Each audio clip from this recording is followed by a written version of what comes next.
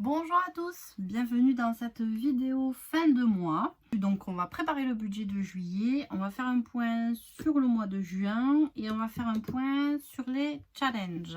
Concernant le mois de juin, c'est un mois où j'avais plus que d'habitude en reste à vivre puisqu'il me restait 534 euros sur 5 semaines, ça faisait 106 euros en moyenne par semaine. Donc c'est un budget que j'ai pas spécialement respecté sur 2 semaines, c'est sur une semaine en particulier, celle-là. Sur les autres semaines, c'est passé.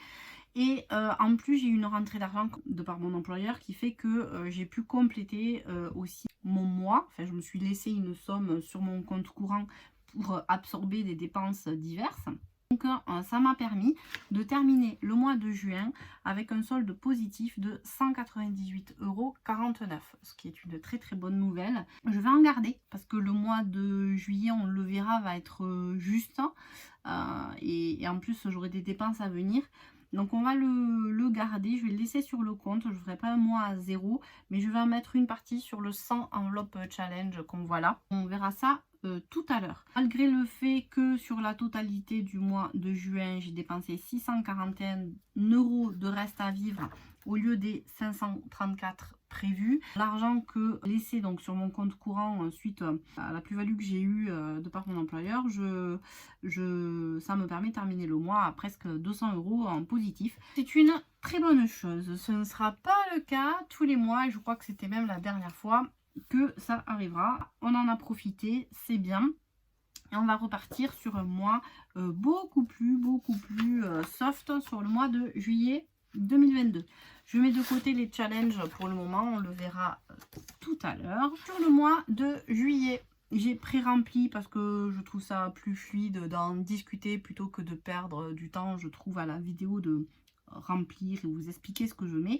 Donc au niveau du salaire, ce mois-ci, j'ai 2287 € de salaire. Ensuite, au niveau des dépenses fixes, donc j'ai toujours ma quote-part du commun à 1200 € qui a déjà été transférée sur mon compte commun. Et j'ai ma quote-part enveloppe qui a aussi déjà été transférée sur le compte commun. Ensuite, j'ai mon crédit voiture pour 215 €, assurance voiture pour 56,30 €. Boursorama boulot, donc c'est tous mes frais professionnels, voiture, essence, etc. Il y en a pour 200 €. Épargne Boursorama. Les 40 €, c'est mes enveloppes virtuelles chez Boursorama, anniversaire et fournitures scolaires, école. Épargne banque postale, c'est mes 50 € que je mets donc sur mon livret A et ça me sert à tous les extras. Prochainement, il faut vraiment que je prenne rendez-vous chez le coiffeur. Donc je pense que ce sera le prochain extra que je prendrai là-dessus. Sécurité Boursorama. 50 €, assurance vie 30 €, orchestra 3 €, téléphone 13,99 €. Qu'est-ce qui va changer? À partir du mois de septembre, j'en reparlerai, les 1200 €, ils seront plus qu'à 1000 € parce que je vais utiliser les 200 € qui me servent de quote-part nounou pour mon 100 enveloppe challenge et solder au plus tôt mon crédit voiture. Comme ça, normalement, alors je ne sais pas si j'y arriverai pour la fin de l'année, c'était mon objectif. Après, je vous dis, je me le mets sans pression. L'idée étant que j'arrive à avoir des comptes à jour et je tienne le bon bout et que je ne sois pas forcément à découvert tous les mois. Normalement, on va dire que pour la fin de l'année ou alors, on va dire qu'en mars 2023, j'aurai soldé mon crédit voiture, ce qui fait que j'aurai vraiment 415 € de plus à réorganiser dans mon budget. Ça va vraiment me donner un petit peu d'air et je vais pouvoir respirer parce que je manque d'enveloppe. Je vais vous en parler tout à l'heure, mais il va falloir que je réfléchisse un peu à tout ça. Assurance voiture, je mettrai en concurrence à la fin de l'année pour essayer de baisser un petit peu le montant. Ça va pas bouger, c'est mes frais pro. Voilà, je suis pile poil à 200 par mois. Épargne Boursorama, je vais peut-être essayer en fonction quand je respirerai un petit peu plus de l'augmenter un petit peu. Pareil pour la banque postale, pareil pour la sécurité. Je ne bougerai pas mon assurance vie à 30 €. Orchestra, tant qu'ils sont tout petits.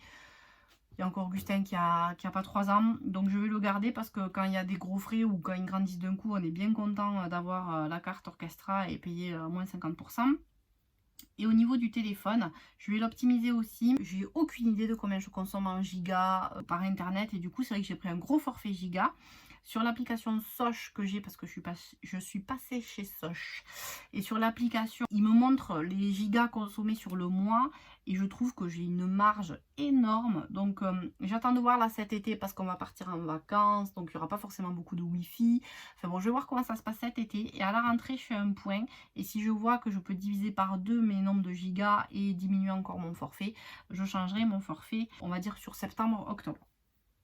Voilà, donc j'ai des postes d'optimisation assez importants, mais bon, vous voyez qu'aujourd'hui je suis encore à flux hyper tendu, parce que là c'est un mois où ils ne m'ont pas payé mes frais pro, encore une fois, mais c'est un mois où je suis à 2287 € pour des dépenses fixes à 2258, donc vous voyez que c'est short, et les presque 200 € parce que je vais en basculer une partie, mais on va dire que les 150 € que j'ai en plus me feront du bien.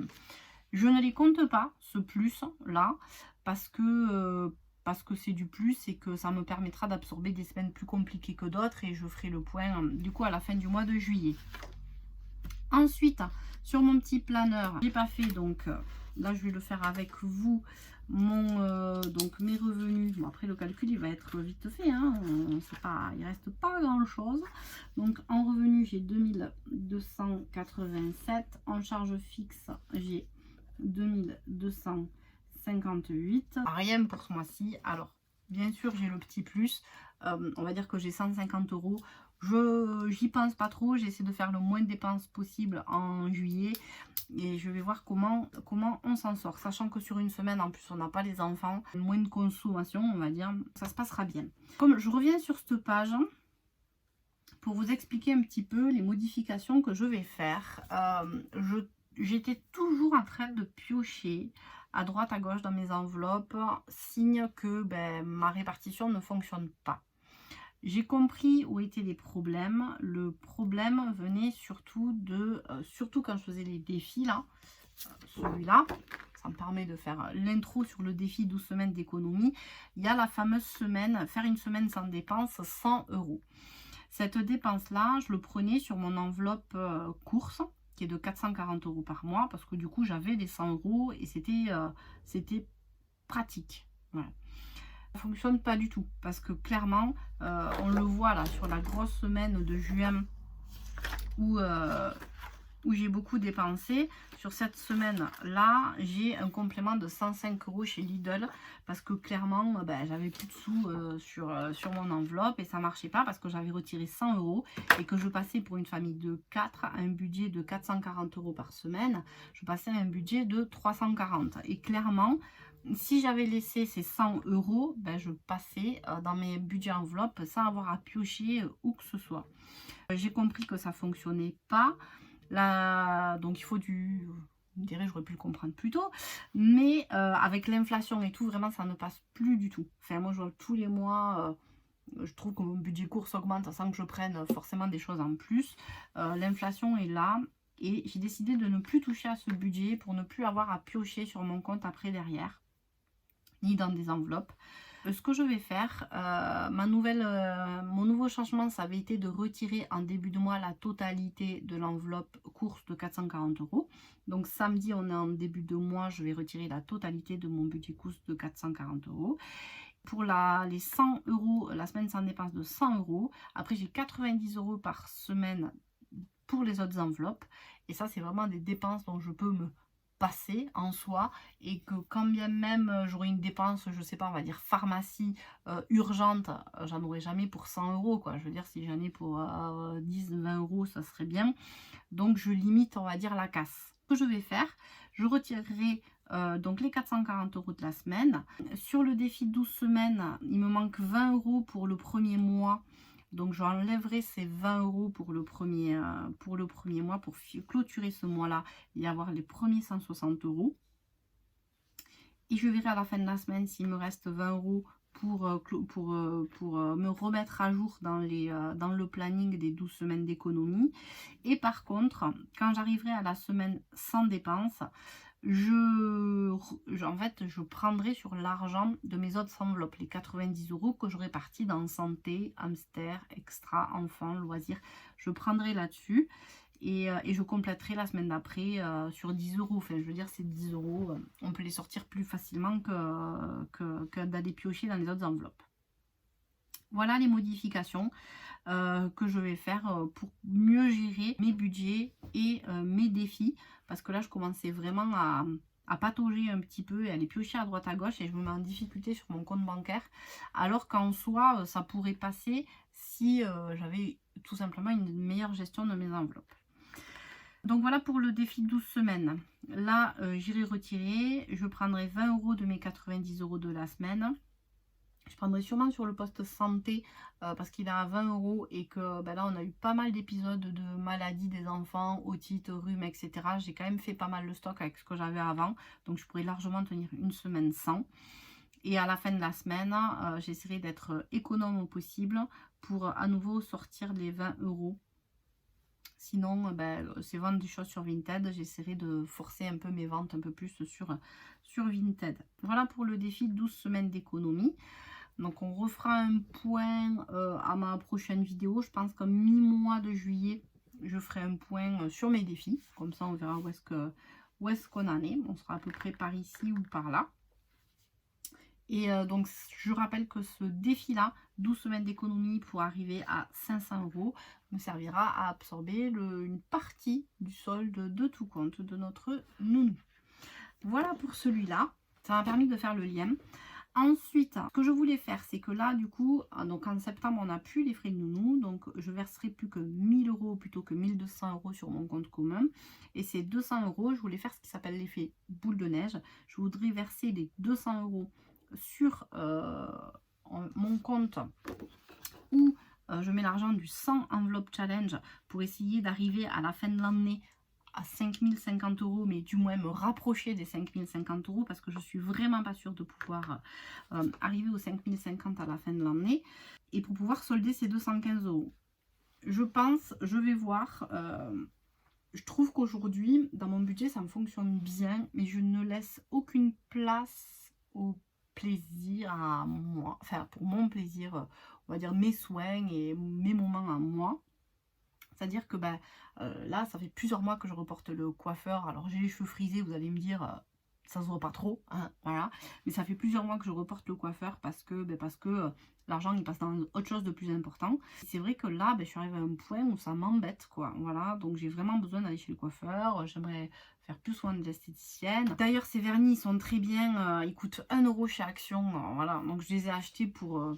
voilà, pour pas avoir à faire de manucure non plus. Mais c'est vrai que c'est des petites choses que j'aimerais vraiment pouvoir me libérer ou me créer une enveloppe que pour ça sur la fin de l'année. Donc je vais voir, est-ce que vraiment je verserai, je pense qu'au début je vais vraiment verser les 200 € pour avancer sur ce challenge là. Mais c'est possible qu'à un moment donné je n'en verse que 150 pour aussi garder 50 €, on va dire maxi 50 €, minimum 20 € pour moi tous les mois pour mes plaisirs perso. Voilà, shopping, coiffeur, esthéticienne, manucure, enfin bon voilà, tout ce qui va avec. Ce que je vais faire, c'est que je vais me faire un virement de 30 €. Donc sur les 198 € qu'on a vu tout à l'heure, je vais enlever 30 €, donc cette enveloppe-là, pour compléter mon 100 enveloppe challenge. Donc oui, je vais verser donc ces 30 € là dans mon LDD que j'ai ouvert chez Boursorama, donc livret de développement durable solidaire, c'est on va dire le jumeau du livret A pour ce défi-là. Aujourd'hui, je suis à 268 € sur ce compte. Donc là, je vais passer à 298 € avec ces 30 €. Donc on est loin des 5050 comme vous voyez. Mais après, je pense que vraiment, à partir de septembre, donc ça me fera 2, 4, 6, 8, je vais mettre 800 € de plus dessus. Donc je serai à un peu plus de 1000 €. Donc on en est loin, hein, comme je vous disais. Mais c'est vrai que moi, en parallèle, je continue à payer mes 215 € par mois de crédit. Quand même, on avance. Donc on sera presque à 2000 € en moins sur le crédit voiture. Donc comme je vous expliquais, je vais faire mon possible pour atteindre au plus près les 5050 € à la fin de l'année. Mais voilà, je pense que ce sera plutôt un challenge qui se terminera sur on va dire le premier trimestre ou maximum le premier semestre 2023. Voilà comment je vais essayer de répartir. Et après, une fois que j'aurai soldé mon crédit voiture, donc avec mes 415 € de libre, j'augmenterai la partie épargne Boursorama, épargne banque postale et épargne sécurité. Voilà, pour moi, c'est les postes vraiment les plus importants. Donc, je les augmenterai. Et je vais aussi ouvrir des comptes en parallèle pour les enfants, pour, voilà, pour alimenter aussi leur compte un petit peu plus régulièrement. Voilà pour ce bilan de juin, les décisions prises sur ce mois de juin. Ben, comme vous voyez, vraiment on évolue. Enfin, moi personnellement, je bouge, j'évolue, je tâtonne. En octobre, ça fera 1 an que j'aurai mis en place ce système d'enveloppe chez moi, quoi, à la maison, pour nous, pour notre famille, avec les défis et tout ça. Et je ferai une vidéo en octobre assez complète hein, là-dessus, avec vraiment le parcours que j'ai eu durant cette année, parce que clairement, vous voyez, ça fait plus de 6 mois que j'ai démarré ça, et je suis encore en train de changer des habitudes, et je change des choses, parce que clairement, je suis pas du tout... voilà, je tâtonne, on va dire, mais vraiment, je pense qu'au mois d'octobre, j'aurais vraiment trouvé un fonctionnement. J'ai ouvert des comptes, j'ai fermé d'autres comptes, j'ai changé le fonctionnement. Au début, j'étais tout papier, tout physique. Je suis passée sur une partie numérique, virtuelle.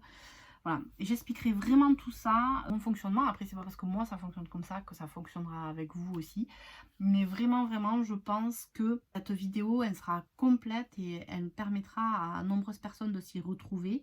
Et vraiment aller peut-être plus vite, droit au but. Voilà, moi, j'aurais mis vraiment 1 an à tâtonner, à bien fonctionner au niveau des enveloppes. Et voilà, et j'espère que cette vidéo aidera des personnes à aller direct droit au but avec du virtuel, du physique, des défis et surtout une organisation d'enveloppe peut-être un petit peu plus carrée que ce que j'ai eu au début. Voilà, et bien écoutez, je vous remercie pour votre audience qui est toujours là et ça fait toujours plaisir. Et en avant pour le mois de juillet, je ferai un point défi en milieu de mois. Et on fera le mois, en fin de mois, une vidéo point juillet, budget août ensemble. Sachant que sur ce budget août, on parlera aussi des vacances. Si je peux intégrer mi-juillet la préparation du budget vacances, je le ferai. Sinon, on le fera sur la fin du mois de juillet. Merci beaucoup, merci d'être là. Et puis à très bientôt pour une prochaine vidéo. Bye bye.